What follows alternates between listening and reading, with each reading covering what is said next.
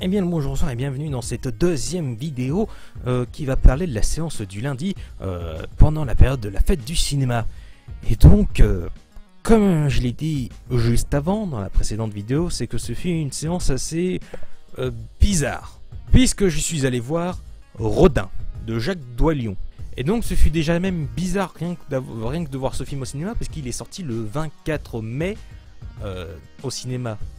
Donc nous on l'a eu un mois après. Ce qui était vraiment bizarre et ce qui m'avait intrigué justement, c'est que sur l'affiche cinéma, c'est-à-dire avec le programme, on va dire des séances qui y avait, c'est-à-dire évidemment derrière il y a les horaires des films, et puis aussi en face il y a le résumé des films, donc c'est classique. Sauf que là désolé pour les bruits de feuilles, hein, sauf que là pour Rodin c'était marqué. Des fois, quand t'as marqué avertissement, des fois, quand il y a un avertissement, des fois, c'est marqué avertissement interdit moins de 12, avertissement, voilà, certaines scènes peuvent déranger, insensible, simple de dire, voilà, bref. Et là, pour Rodin, c'est marqué avertissement, certains dialogues sont difficilement compréhensibles, ceci est un parti pris du réalisateur pour souligner les problèmes relationnels de Rodin. Quand j'ai lu ça, je me suis dit, ok, faut que je voie c'est quoi le délire. Et en tout cas, ce que je peux dire, c'est que sur la séance, c'est que mon ressenti sur le film, je sais pas quoi en penser. Parce que quand je suis sorti de la séance, j'étais catégorique quand on m'avait posé la question qu'est-ce que je pensais du film. J'ai dit ouais, c'était bizarre, mais j'ai bien aimé, mais je veux dire c'est comme bizarre, il y a des trucs. J'ai dit ouais, cinéma français, patati patata, je veux dire vraiment un peu de cliché. Vraiment, je me posais des questions, tu vois, comme quoi c'est vraiment pas que j'ai vraiment du mal avec ce film, c'est que tu vois, je fais pas des phrases vraiment complètes, tu vois, le problème que j'ai avec ce film.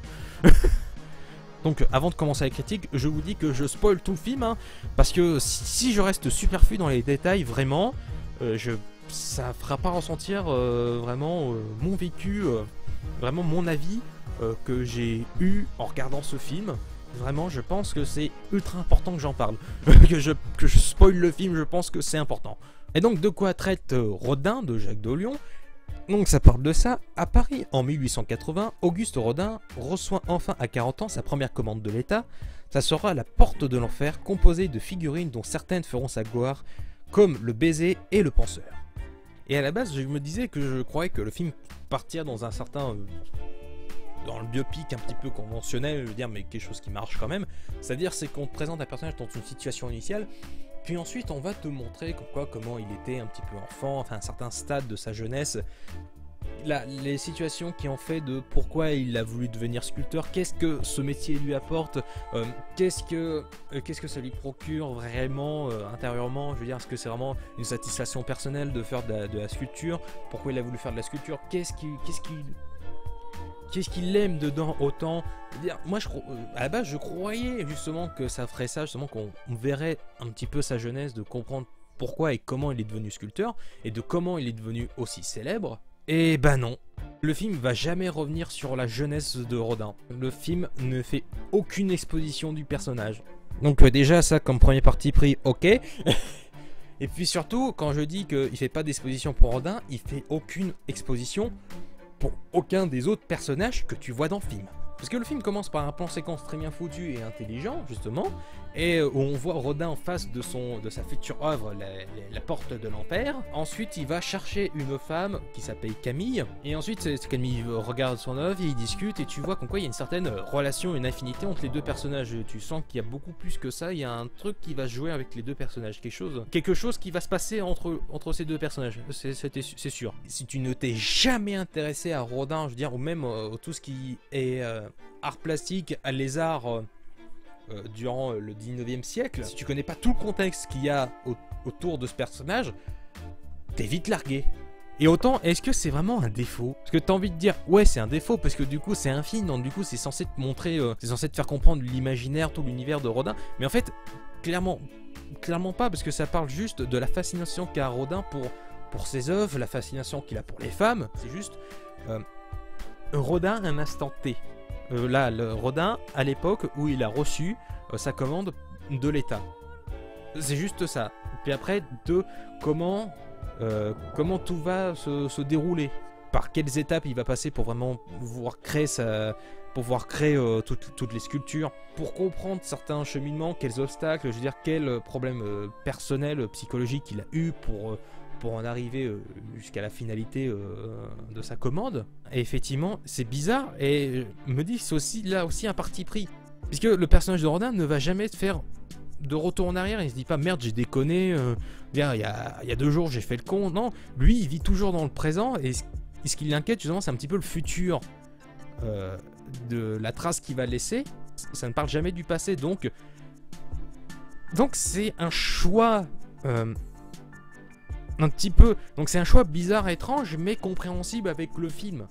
Et quand je dis qu'il n'y a aucune exposition, on est à une scène où Rodin parle avec une femme, il parle à un moment donné il parle d'un cheval, d'un maître, je sais pas quoi, et à un moment donné tu te dis mais attends, cette femme elle est qui pour Rodin? C'est une ex à lui, enfin est-ce que c'est une femme à laquelle il a tourné autour il y a quelques années? Est-ce que c'est ce qu'ils sont frères et sœurs? À un moment donné, il y a un personnage, il te présente un personnage qui s'appelle Paul et tu te dis attends, c'est qui ce Paul de quoi? C'est qui ce perso? Et en fait, tu t'apprends 5 minutes plus tard que ce Paul s'appelle Cézanne. Tu fais wow. C'est pareil, à un moment donné, tu as une scène où tu vois Auguste et Camille qui s'aiment fougueusement, ils sont vraiment très amoureux. Et puis la scène suivante, à un moment donné, t'as un fondu au noir, t'as les violons qui sortent, à un moment donné, t'as une représentation bizarre, t'as un truc sur un fond noir avec des traits bizarres, je sais pas ce que c'est censé représenter. 2 secondes après, tu vois qu'ils sont plus ensemble, qu'ils sont froids, tu te dis mais pourquoi? Qu'est-ce qui s'est passé que... Je veux que tu me montres pourquoi ils se sont engueulés, qu'est-ce qui pose problème? Maintenant tu sais pas, mais à un moment donné j'avais cru que le film partirait dans des trucs bizarres, en fait des flashbacks. En fait tu sais pas vraiment que ce sont des flashbacks, puisqu'à un moment t'apprends que Camille attendait un enfant de Rodin, mais en fait que Rodin a pas voulu cet enfant parce que c'était trop compliqué à gérer pour de multiples raisons. Et je me suis dit ah c'était de ça leur raison de leur rupture, mais en fait non, parce que quand tu regardes le reste du film, le film ne fait jamais flashback, justement, il ne remonte jamais dans le temps ou quoi que ce soit, donc tu ne sais même pas à un moment donné de pourquoi. Tu vois ce qu'ils s'aiment, mais tu comprends pas pourquoi 2 secondes après ils sont plus ensemble, enfin que Camille est partie en Angleterre, je veux dire, c'est bizarre. Est-ce que là c'est pareil? Est-ce que c'est pas voulu? Est-ce que c'est pas vraiment une vraie intention de réalisation de scénario? Justement parce que nous on comprend pas pourquoi ils se sont séparés, mais peut-être que Auguste lui-même ne le sait pas, puisqu'il se remet jamais en cause. Et donc c'est pour ça cette aide, c'est bizarre, mais on sent qu'il y a beaucoup de parti pris. Et justement qu'il y a beaucoup de choses qui sont volontaires, qui sont volontairement fouillis. Parce qu'à un moment donné, effectivement, tu vois Rodin parler, mais des fois tu ne comprends pas ce qu'il dit. Et justement, quand tu regardes sur Allociné, la plupart des spectateurs, des critiques, des spectateurs qui ont vu le film, ils ont dit mais on comprend rien à ce que Vincent Lindon dit, c'est des gros problèmes techniques. Je veux dire, même le personnage de Camille, tu comprends pas ce qu'elle dit des fois, donc c'est clairement un film raté techniquement. Oui, et ce que j'ai envie de dire, c'est est-ce que c'est pas fait exprès? Puisque justement, quand tu regardes, quand je lis ça, justement, je te dis que certains dialogues sont difficilement compréhensibles. Alors effectivement ça parle de Rodin, mais est-ce que c'est pas Rodin et toutes les personnes qu'il côtoie aussi, des fois que même Camille, des fois elle parle, mais des fois tu comprends pas ce qu'elle dit, parce que justement elle aussi elle a des problèmes dans le film aussi. Et j'avais cru même comprendre qu'il y avait une version avec des sous-titres. Alors là par contre moi j'ai pas du tout eu une version avec des sous-titres ou quoi que ce soit. J'ai eu une version où des fois je comprenais pas ce que Vincent Lindon disait, hein. Justement des fois je regardais Vincent Lindon et des fois je me disais c'est ce qu'il dit. Par contre, niveau acteurs, ils sont tous très bons. Dire Vincent Lindon, il est excellent, même si des fois on comprend pas ce qu'il dit, parce que c'est une volonté. Justement, à niveau réalisation, montage, des fois il y a des... Aussi, là c'est pareil, il y a un véritable parti pris.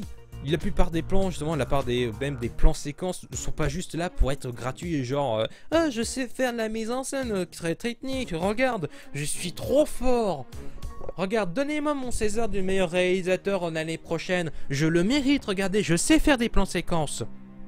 Et là, quand il y a un plan séquence à chaque fois, je me disais, ok, il y a un véritable sens. Justement, il y a même à un moment donné un plan séquence où on comprend bien la déchéance à venir du personnage de Rodin. Dire par exemple, à un moment donné, tu as une scène avec le plan séquence où tu as Camille et Auguste qui parlent ensemble et que Auguste dit c'est bon, tu es libre, tu n'as plus besoin de moi, et que Camille fait ah c'est bon, je suis enfin libre, voilà, donc adieu monsieur Rodin. Elle s'en va, la caméra suit le personnage, elle s'en va vraiment, elle s'éloigne vraiment de la caméra, elle s'éloigne vraiment de nous.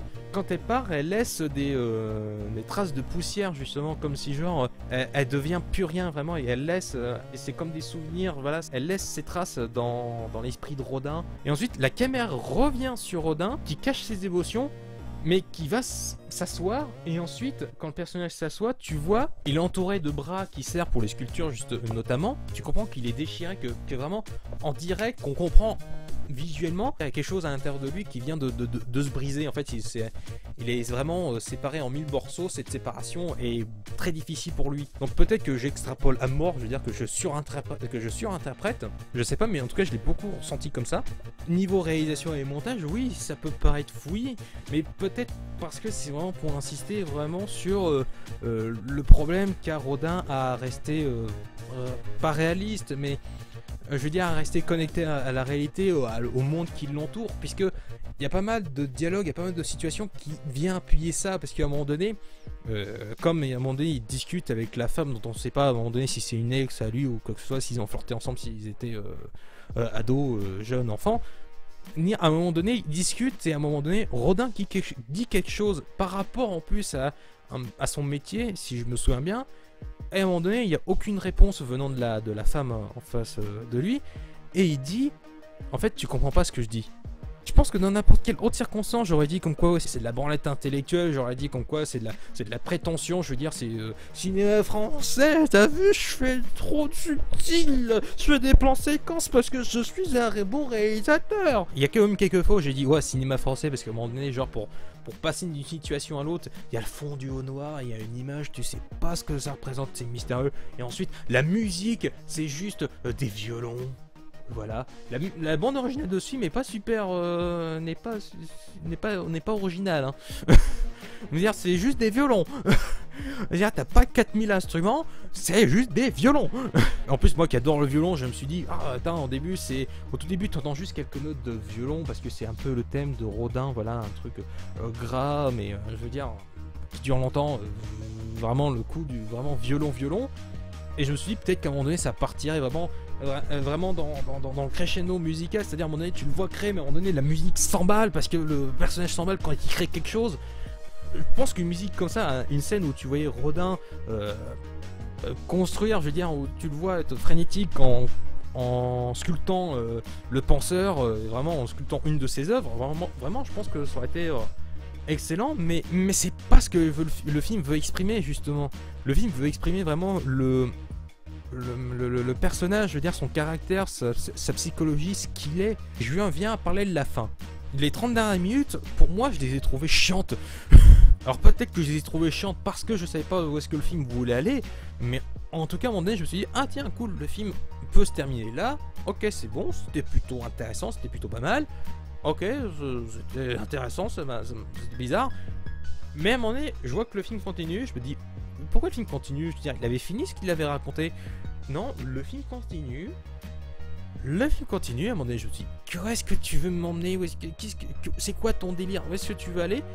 Et là, à un moment donné, tu vois justement que Rodin est fier d'exposer son œuvre Balzac, une œuvre qui lui a posé problème, je veux dire, tant dans sa création que ça a créé un conflit avec Camille Claudel, justement, donc son élève, que ça a posé problème avec la critique, que ce soit publique ou la presse de manière générale, où il y a juste les artistes et les amis de Rodin qui ont soutenu la démarche de l'artiste. Et là, il l'affiche fièrement, et là, paf! On est en 2017 au Japon, ou en Chine, je sais plus, et là, tu vois des enfants qui font une espèce de jeu cache-cache, c'est un groupe scolaire qui font une espèce de jeu cache-cache avec l'œuvre de Rodin, justement Balzac. Personne regarde l'œuvre ou quoi que ce soit, il passe à côté, le groupe scolaire passe. Ensuite, dernier plan du film, c'est un plan de profil, assez là, pas trop large, justement c'est un plan d'ensemble. Là tu vois que l'œuvre de Balzac, concrètement, bah, là, elle est à droite de l'écran. Il n'y a personne à l'image, je veux dire, tu vois juste d'autres créations, t'as le son du vent, et là, le film se termine. Générique.